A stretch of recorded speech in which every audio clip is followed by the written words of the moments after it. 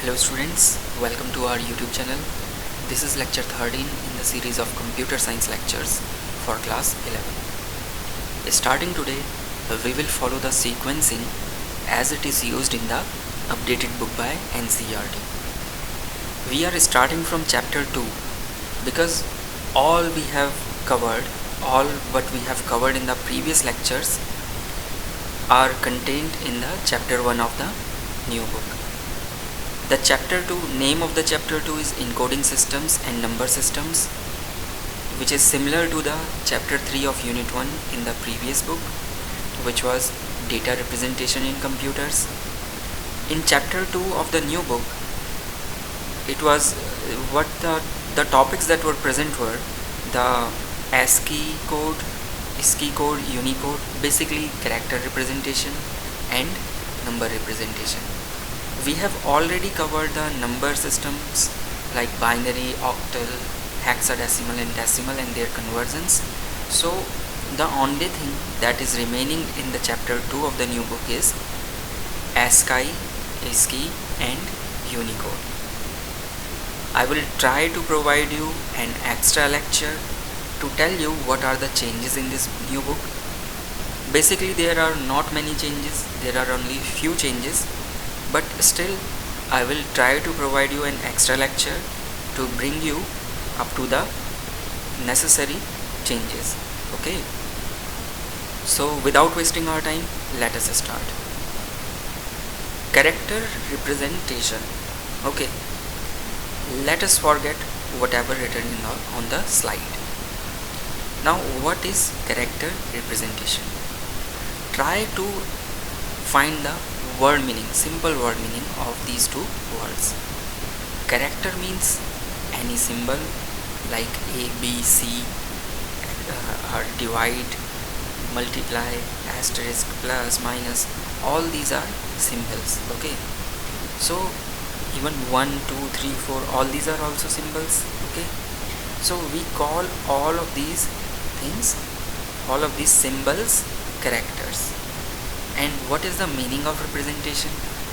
Representation means how do we present something. Okay, so basically character representation means how are the different characters or symbols are represented in the computer. Now this is the simple word. Now what does it mean? See, we know that computer is a binary machine. Computer can understand only in terms of ones and zeros, and we know that we can only understand in terms of simple English or mathematical terms. We cannot understand deep enough in the terms of ones and zeros. For example, if I ask you to write your age, what you will do? You will write your age. You will write 16, 17, 18, 19 like this. Okay, but do you think I will be able to understand very clearly if you represent your age in binary numbers? No, I cannot, because we have a limited capacity to understand things or memorize numbers. But computer only understands in terms of binary. So what happens is we need certain number systems or certain system through which we can assign, through which we can represent different characters or symbols. Okay, so that is why we devise certain systems, we devise certain codes like ASCII, ISCII or Unicode, and we used it. Let us try to understand how these character representation or character representation systems work. See, this is a image. In this image you can see, so when we press a key on the keyboard, I hope all of you have seen your computer, simple computer. Even if you haven't, I'm sure all of you have your smartphone or simple analog phone. Okay, whenever we press a key, like here the user is pressing A, So what happens is the symbol A is associated with some value called code. Okay, code or decimal value. Now whenever we press A, the keyboard will assign it to the number, like here it is assigned to 65, and since our computer can understand only in binary, this 65 will be converted into a binary. Okay, this is binary equivalent of 65, and computer will understand only this. Computer won't understand 65, computer will not understand A, computer can only understand in terms of binary. Okay, so to make the communication between computers and the peripheral devices or humans, we devised certain character representation systems which are used so that we can communicate better with the computer. Okay, I hope you now it is clear to you why do we require the character representation systems and how it works. Okay, this is not very important for you from exams perspective. What is important for you, I will tell you. Okay, do not worry about it. So let us, I hope this slide is very clear to you. If you want to take a screenshot, you should take a screenshot, because this image will make you understand how we use the character representation systems. Okay, so the first code that we will read is ASCII. ASCII stands for American Standard Code for Information Interchange. This is very important. Sometimes it has been asked in the exams, what is the full form of ASCII? Okay, in 1 marks. So you must memorize this abbreviation ASCII. Its full form is American Standard Code for Information Interchange. It was devised in 1960s. Why it was devised, I hope now you understand, because I tried to explain you why do we require the character representation systems, and same was the requirement which gave rise to the development of ASCII. Okay, so ASCII is 7 bits long. ASCII can be 8 bits long as well, but in the new book it is only 7 bits long, and you should remember that it is only 7 bits long. Okay, you do not need to worry about 8 bits. Generally ASCII is only 7 bits, but now in the newer systems we are using 8 bits as well. Okay, so ASCII is both 7 bits as well as 8 bits. Okay, but for your point of view, for your sake, you should remember ASCII is 7 bits, and if in the option you have both options like 7 bits and 8 bits, you will mark only 7 bits. But if 8 bits is there and 7 is not there, so 8 is also correct. Okay, so ASCII can represent 126, I think it should be 128 characters using 7 bits. Yeah, it should be 128. It is my mistake. Please make it 128 characters. Okay, ASCII can represent 128 characters using 7 bits. Now how these 7 bits are used? These 7 bits are divided into numeric bits and zone bits. Okay, so 4 bits are numeric and 3 bits are zone bits. What are these 4 bits and what are these 3 bits? So the least significant side, the rightmost side 4 bits are numeric, and the leftmost 3 bits are zone bits in a 7-bit ASCII. If ASCII is 8-bit long, then 4 zone bits and 4 numeric bits. Okay, in the higher classes, when you will be doing your engineering or graduation in computer science, you will better understand what are the significance of these zone bits and numeric bits. In engineering or in higher classes, there comes a concept of big endian and small endian. Okay, this is not in your syllabus and this is not related to your level, so I'm not explain it to you. But remember that this is important that you know which bits are zone bits and which bits are numeric bits. So suppose, okay, I will tell you these zone bits and numeric bits in the next slide. Okay, do not worry about it. ASCII is able to encode characters of only English language. Since it was devised in America, so which language they will support? They use English, so the ASCII can support only characters of English language. Also, there is a reason why it can only support the English language, because when you have only 126 characters limits, you have a very limited number of symbols which you can use. See, how many alphabets do we have in English? We have 26. Okay, if we want to represent the alphabets in both capital and as well as small letters, so 52 symbols are only the alphabets. Alphabets itself occupies 52 symbols out of this 126. Other symbols, 10 symbols are our digits: 0, 1, 2, 3, 4, 5, 6, 7, 8, 9. Then there are other symbols like mathematical symbols, plus, minus, divide, multiply, and all kind of symbols. So 126 is a very limited amount, and it can represent only the characters of English language and not the other language.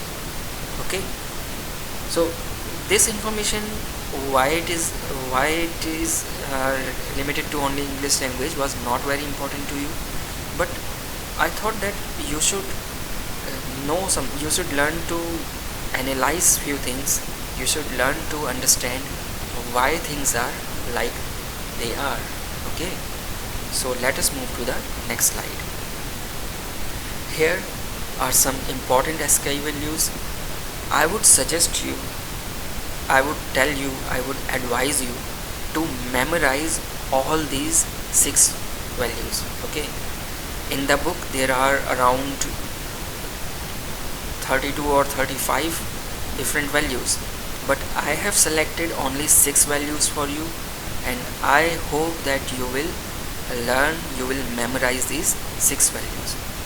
Okay, so how to memorize them? See, A is 65. Okay, I will tell you how to memorize it. Memorize these numbering bits. Okay, these bits are called numbering bits, and these are zone bits. Okay, so in numbering bits it is starting from 1, and in zone bits it is starting from 4. Okay, so if we try to represent it, if we take it all together, it will amount to 65. Now, between any alphabet, any capital alphabet, and its smaller alphabet, okay, small case, there is a difference of 32. So if you add 32 to 65, 65 plus 32 is 97, which we are getting here. Similarly, Z is 90, and 90 plus 32, 122. So the counting starts like 65 for A, 66 for B, 67 for C, 68 for D, like this. Okay, and on the 90 it will be Z. After 90, the small letters will start from 97. These values have been asked in the exams. Not only these, value of like D, T, these kind of values are asked in the exam. And if you remember how do we find the value of A, and after from A how do we reach to the smaller A, so you will find it very easy to find the values. Apart from these, there are 2 other values: space for 32, and double of 32 is 64, which is at the rate. Okay, so suppose I want to write cat when I type CAT on the keyboard. Okay, or when you type CAT cat on the keyboard.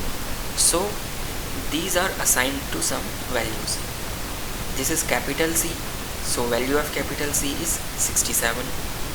This is A, smaller a, so value of small a is 97. This is small t, value of t is 160.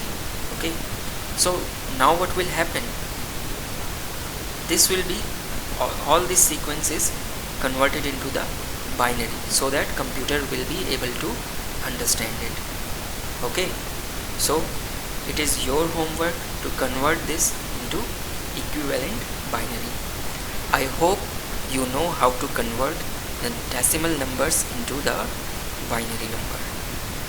If you do not know, then please do watch the previous lectures. Okay, so next code is ISKI or ISKI. Okay, ISKI stands for Indian Standard Code for Information Interchange. Just like ASCII was for American Standard Code, ISKI is for Indian Standard Code. Now there is a very interesting story behind this. See, you know that we represent characters in 8-bit numbers, generally in 8 bits. Okay, because 8-bit forms a single byte, 1 byte. So since ASCII was using only 7 characters, so what many different countries did, they started to using the 8th bit according to their convenience. So after assigning the value 1 to the 8th bit or the most significant bit of the 8-bit number, 8-bit character code, what they did, they assigned the value to their regional languages. देखो ASCII में 7 bits होते थे, ठीक है, 7 bit में हम कोई भी नंबर को रिप्रेजेंट कर सकते थे, लेकिन हमें पता है कि हम जनरली 8 बिट्स का यूज़ करते हैं. तो बहुत सारी कंट्रीज़ ने क्या किया कि जो 8 बिट जिसका यूज़ नहीं कर रहे थे हम ASCII में, उस 8 बिट पे 1 लिख दिया और जो भी कोड बना उसे अपनी रीजनल लैंग्वेज के किसी कैरेक्टर से मैप कर दिया. जैसे चाइनीज़ लोगों ने चाइनीज़ के कैरेक्टर से मैप कर दिया, जापानीज़ ने जापानीज़ के कैरेक्टर से मैप कर दिया, थाईलैंड वालों ने अपनी लैंग्वेज से मैप कर दिया. ठीक है, इसी तरह इंडिया वालों ने भी हमने भी यही किया. हमने ASCII को एक्सटेंड करके एक 8 बिट कोड बना दिया जो कि इंडियन स्क्रिप्ट्स को रिप्रेजेंट कर सकता था. ठीक है, सो ISKI is the 8 bit code which can represent every character of Indian scripts. Since it is 8 bit, so it can represent up to 256 characters. ASCII 7 bits था, इसलिए वो 128 characters को represent कर सकता था, but ISKI जो है ये 8 bit है तो ये 256 characters को represent कर सकता था. ठीक है, so it was developed in 1980s and adopted by BIS in 1991. What is the full form of BIS? Bureau of Indian Standards. Value 160 to 255 in ISKI represents akshars of Indian languages. This can be asked in the exams. Okay, इसके पीछे कोई अभी valid reason नहीं है, पर since this is a new line added in the new book, so I think that this is a significant line, this is an important line, so you should remember the numbers, the codes value starting from 160 to 255 in ISKI represents the akshars of Indian languages. So if I ask you, students, tell me which value range represents akshars of Indian languages? So you should answer, sir, values in the range 160 to 255 of ISKI represents akshars of Indian languages. Okay, the funda is same. look, like here we are using 7 bits. Count these bits: 1 2 3 4 5 6 7. So iski is 8 bits. They added one more bit on this zone bits. Okay, and the code that we get after it, they mapped it to the Indian language characters like these things. Okay, so I hope ASCII is clear to you. I hope ISCI is clear to you. Next is Unicode. Unicode, we can also call Unicode as universal code. So before we go into these details, let me try to explain you what was the need of Unicode. See, like I tried to explain you that after the ASCII, all the countries started to use the 8-bit to represent the languages of their regional language. Okay, to represent the characters of their regional languages. There became a chaos. Why? Because the value, since before all these things happened, before the 8-bit things happened like ISCI, there was only 7-bit code called ASCII, which was universally working. But after, different countries used same code for different characters. Like suppose I am using 165 for K and Chinese Ka, and Chineses are using the 165 for some other representation, some other symbol. So it can create a chaos. After all, computers can communicate with each other on internet. So how to mitigate this chaos? To mitigate this chaos, a new type of code called Unicode came into play. Unicode यानी कि universal coding. जब बहुत सारी countries ने अपने खुद से अलग अलग कोड बनाने स्टार्ट कर दिए, अपने करेक्टर्स के लिए रिप्रेजेंटेशन करने के लिए अलग अलग सिस्टम को डिवाइस करना यूज़ किया, तो एक केओस की स्थिति आ गई, एक थोड़ी सी कन्फ्यूज़न की स्थिति आ गई. क्योंकि सपोज़ मैं 160 को यूज़ कर रहा हूँ अपने हिंदी के करेक्टर का के लिए, और चाइनीज़ लोग 160 को उनके चाइनीज़ लैंग्वेज के किसी करेक्टर के रिप्रेजेंटेशन के लिए यूज़ कर रहे हैं. तो जब कंप्यूटर्स आपस में कम्युनिकेट करेंगे तो यहाँ तो कन्फ्यूज़न हो सकती है, कम्युनिकेशन डिस्टॉर्ट हो सकता है. इसीलिए एक यूनिवर्सल कोड बनाया गया जिसे कि यूनिकोड कहा गया. Unicode is universal coding standard accepted by all platforms. It is promoted by Unicode Consortium, which is a non-profit organization. Unicode provides unique number for each and every character irrespective of platform, language and program. Now this line is important. What does it mean?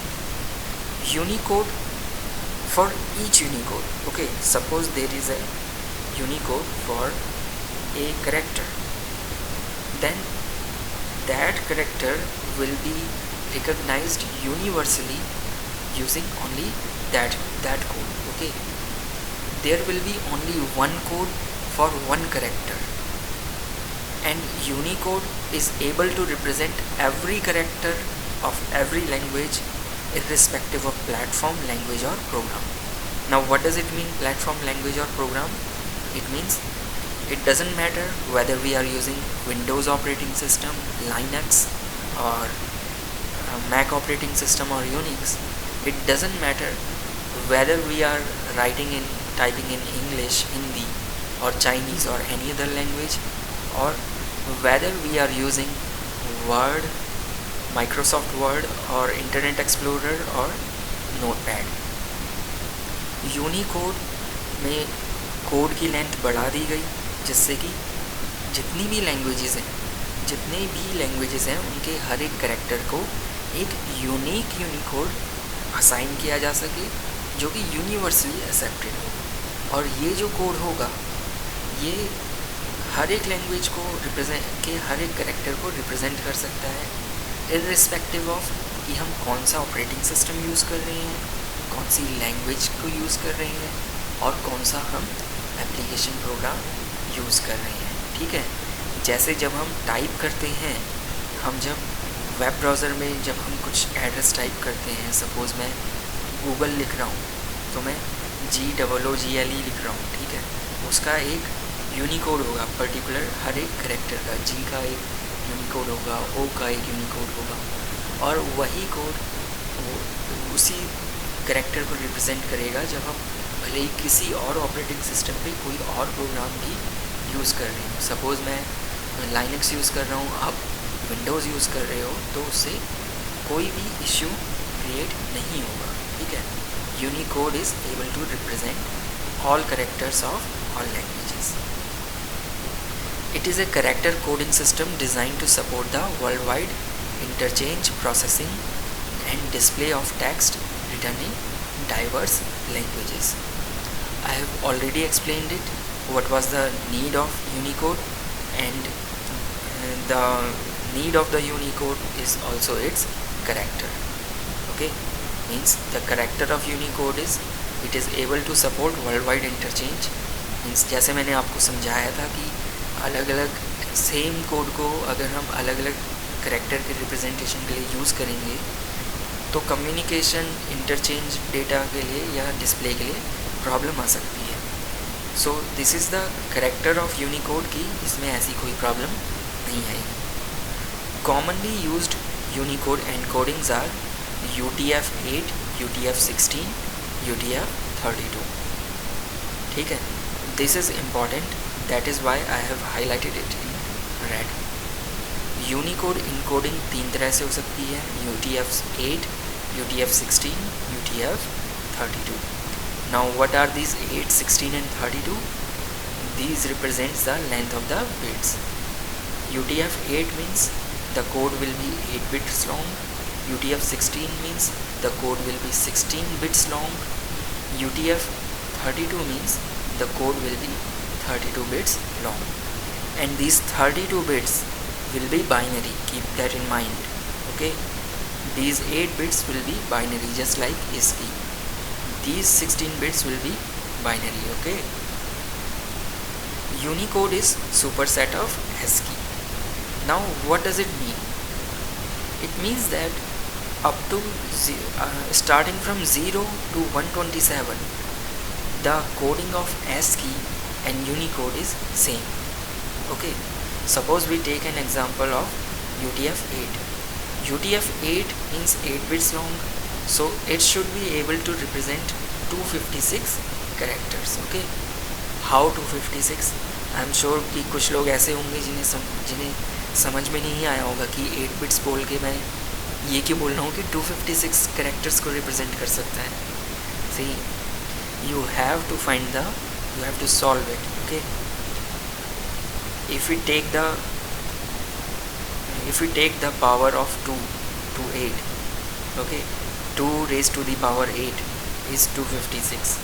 That is why we are able to represent 256 characters in UTF-8, also in ASCII. Okay, so since ASCII was widely used, so what they did in Unicode is that starting from 0 to 127 the codes will represent the ASCII characters, and after it they can be used to display the characters or symbols of all the other languages.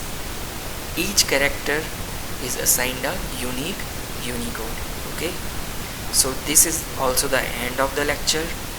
If you find any problem in this lecture, if you think you do not understand anything, अगर आपको कोई भी confusion हो, so please mention it in the comments.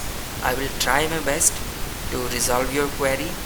Also, I would suggest you not to miss the next lecture, because in the next lecture I will try to tell you few things which are new in the new book.